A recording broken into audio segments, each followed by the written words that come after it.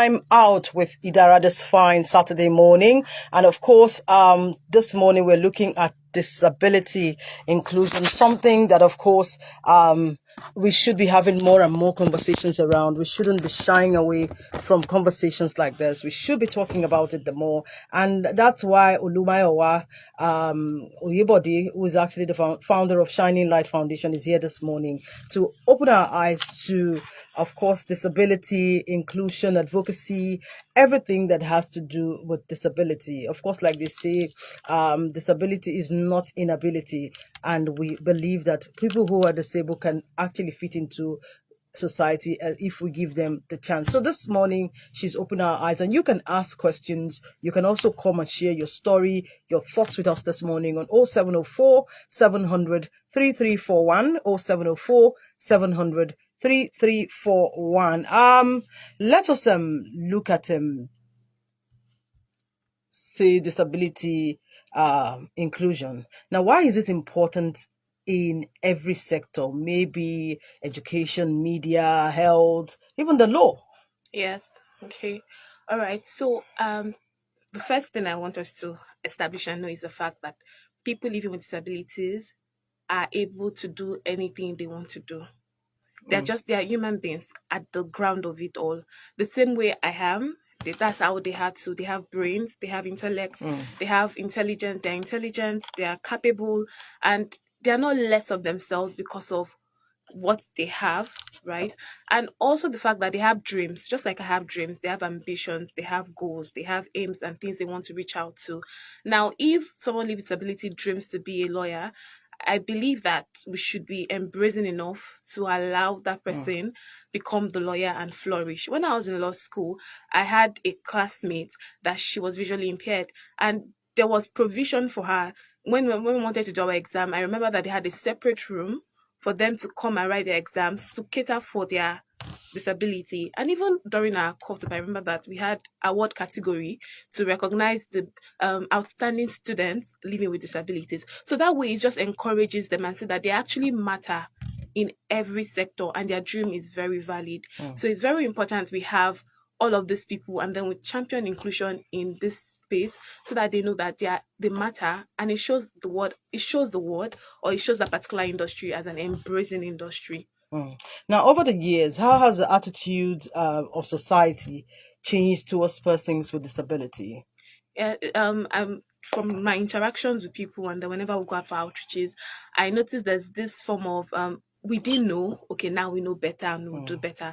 So it's more like people do not know, and then when you tell them, they'll be like, okay, now we know, and then we'll do better. So I've seen changes personally. I've seen changes in people towards people living with disabilities. I've had encounters with people, and then I speak to them. I'm like, okay, next time you do not behave this way. Just try to be more patient, or try to, because you're literally trying to break down a wall, and it will not happen in one day because the wall was not built in one day actually. So I would tell them that, oh, you just have to be more patient. You just have to show more love. You just have to try and understand them, and then you have to constantly always ask them that, how do you want to be treated? Because sometimes we believe that this is how they want to be treated, whereas that's not how they also want to. They may have a specific way they want to be attended to, they want to be cared for, they want to be shown love, and then we should not just try to generalize it. So I say that people are warming up to it. So it's more of a problem of ignorance that people don't know. So the more we go out there, the more we speak to people, the more we educate and advocate for this thing, they are warming up to the idea. And personally, I've seen changes in people. So I would say that they've been improvements, and I believe that in the coming years there will be much more improvements, even as we go forward with advocacy for people living with disabilities. Now, Oluma, as a lawyer, we can't do without talking about policies. Yeah. Now, let's look at disability inclusion policy-wise. Are there any existing policies? And of course, if they are they actually being implemented effectively as we speak? Okay, so yes, there is a law against discrimination for people living with disabilities currently, and going through the law, it speaks about how these people should be included in things, how public spaces should be accessible, how there should be accessibility, and then there's currently one I know on HRs that in every organization there should be a certain percentage of people living with disabilities in that organization in a way to build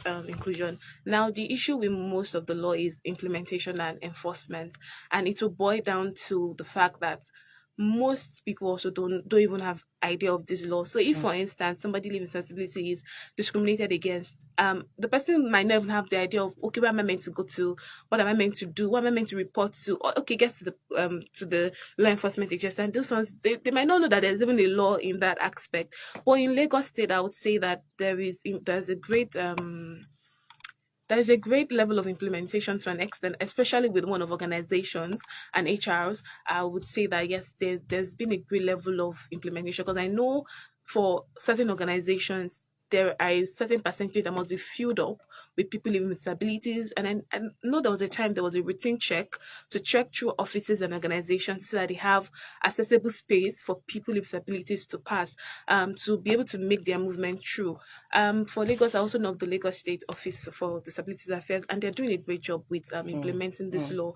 So I would say if every state should follow this step, if every organization should follow this step, there's going to be a great level of inclusion in our society. And also, if there can be policies that speaks to the implementation, not just us having the law now, but that this law is implemented in itself. I mean, if I go somewhere and then I see that there are no ramps for me to access, and I'm using a wheelchair, I should be able to walk up to the government agency and tell them that, oh, please, that organization, people need to look into them and see that the ramps are there. So it's not as if there's no law, but then there's no implementation. And as people, we know that once something is not implemented, we would not really follow it through. Now, in your own perspective, now we know there are laws, Yes. and of course, seeing the law to a logical conclusion is what actually is the problem here. Yes. Now, what would you be saying to government and community? What role should they be playing in promoting disability inclusion?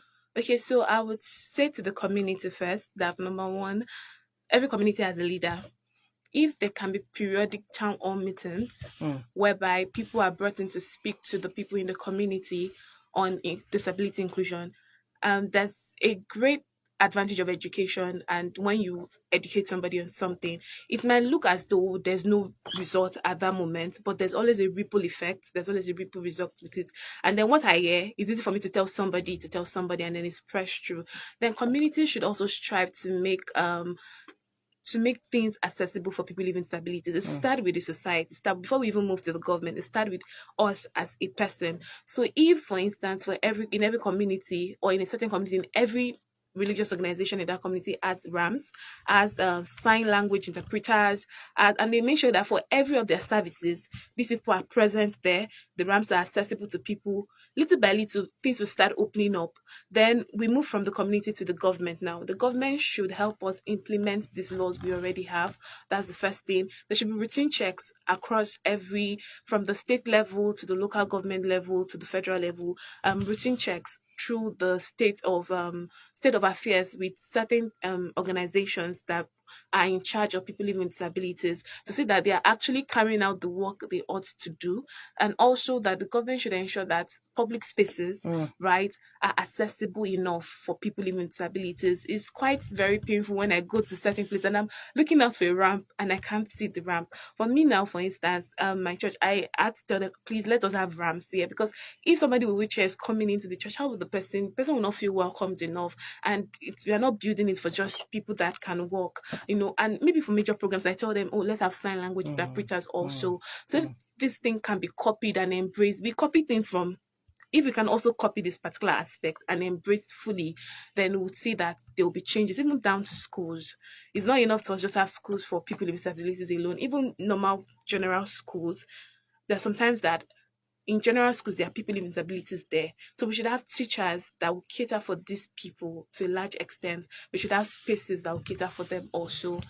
No, we can't really say we have had this conversation. Just like you've been talking, you just brought in schools, and then it struck me. We have not really addressed it. Now, you have been doing a lot of advocacy work around schools, and of course, I'm very sure you are also in the workplace. Now, how inclusive would you say our schools and our workplaces are for people living with disabilities?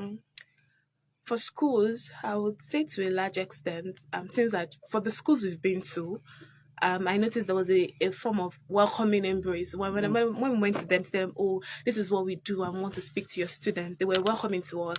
And in speaking to the student, we noticed that there are some students actually that are living with disabilities amongst the remaining students. And they were not like secluded, or even though some of the other students had a kind of maybe behavior to them, it wasn't like from the teachers, it wasn't so like discriminatory. Like when I was growing up, I'll tell you that there's changes now, maybe due to the advance of technology and people coming to see that okay, these things are really not their fault in the first places.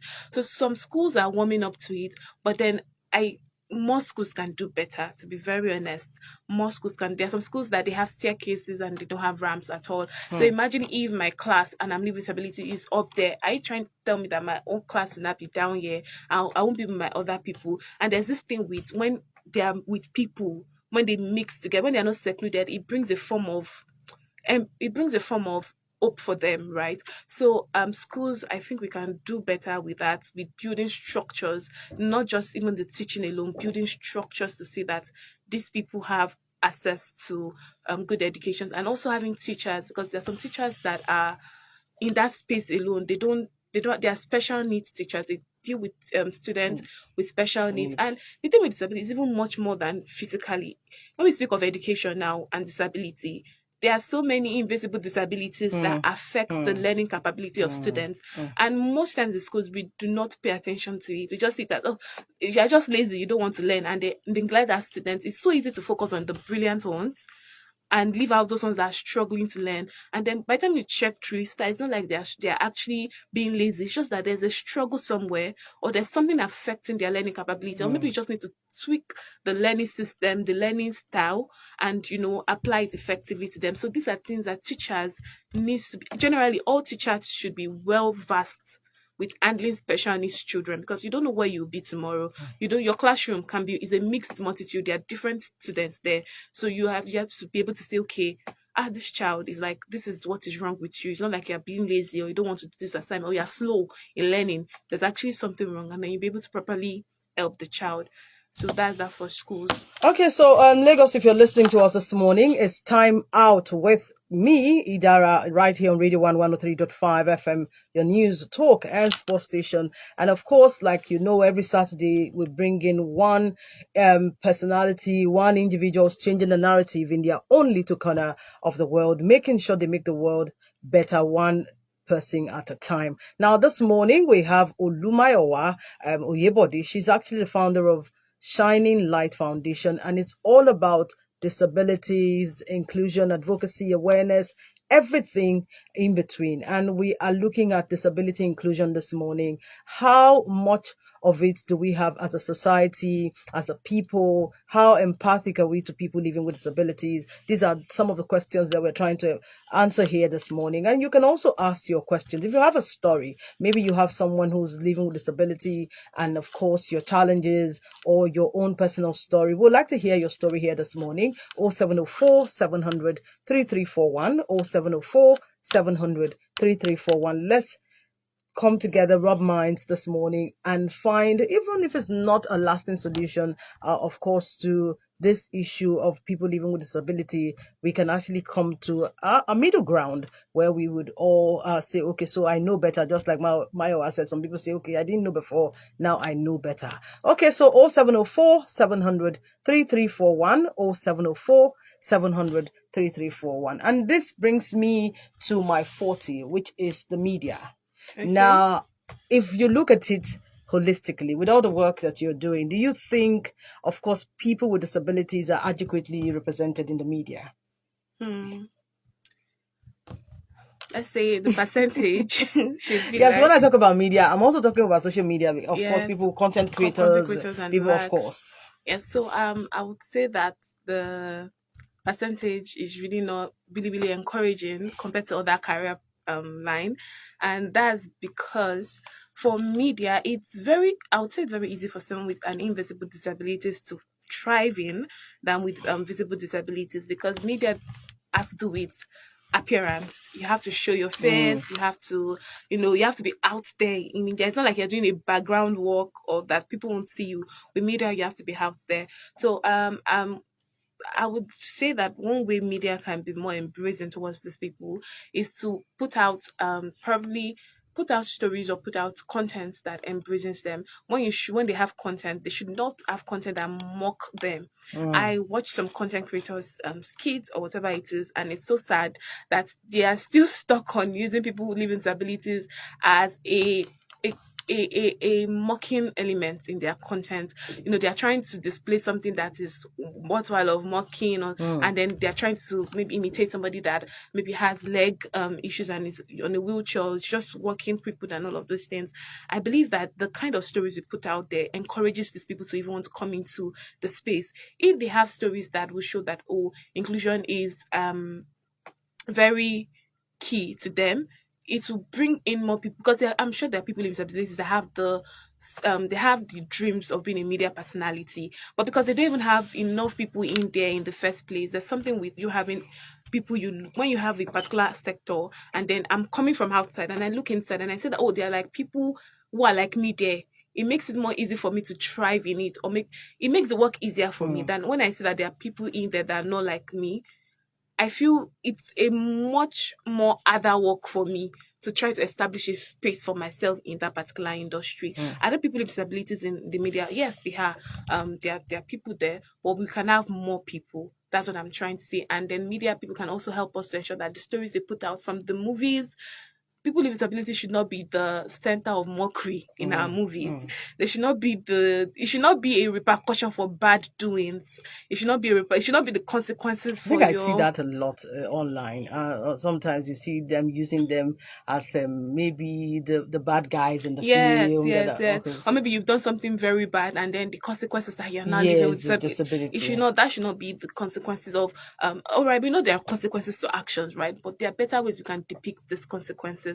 So it should not be the consequences to actions. Actions. And then now, still I'm on media now, speaking to content creators that create content. I would say that they should be more conscious of the fact that their audience can be people living with disabilities also. So how, please, in your content, use subtitles to help us understand better, so that somebody that is visually impaired or cannot hear properly can be able to still assimilate the content you're trying to pass through. And then there's always a fight I have with people, which is the alternative text feature.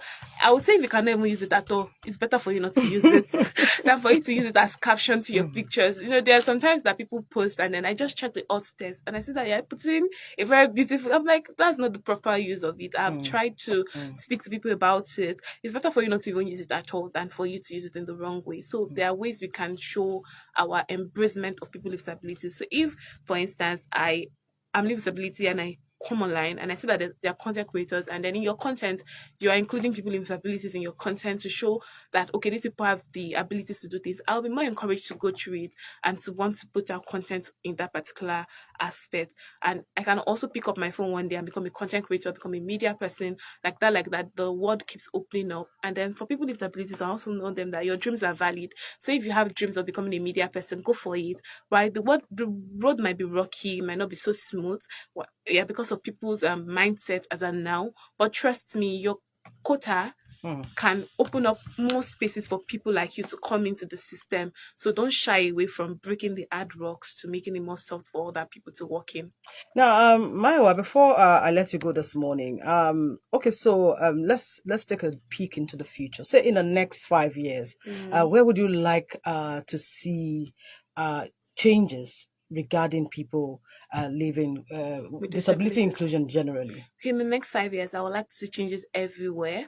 It might not be so grand changes, right? Because I know that it's a space, it's time by time, one step at a time. But there should be changes everywhere, from the market space to the churches, to the religious bodies, to the government spaces, to workplaces, to schools, to the family, to the society, to how people relate with them, even within the family themselves, right?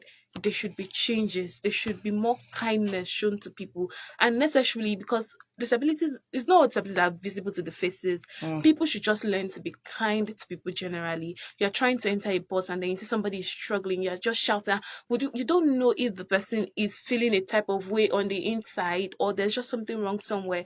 Let's just learn to be kind to people. So I would love to see changes, and these changes will not just happen overnight, right? We have to put in the work. There has to be more advocacy, there has to be more outreaches to communities, to places, to stakeholders now that can help us to implement these changes. But for where would I like to see changes? Everywhere, to be very honest, everywhere. Very, very interesting. I must say a big thank you to you, Maya, for finding time to come on the show. Really, really very interesting conversation here this morning. Thank you for And having me. I don't know. I know I'll have to bring you again some other day so that we can look at your work and how far you have progressed All in right. your disability advocacy and awareness. Okay, so listeners, I must say a big thank you to you. Yes, you, my special friend, whether you're watching online or at home. I must say thank you for joining us this morning on Time Out with Idara. Not to worry, we'll be back again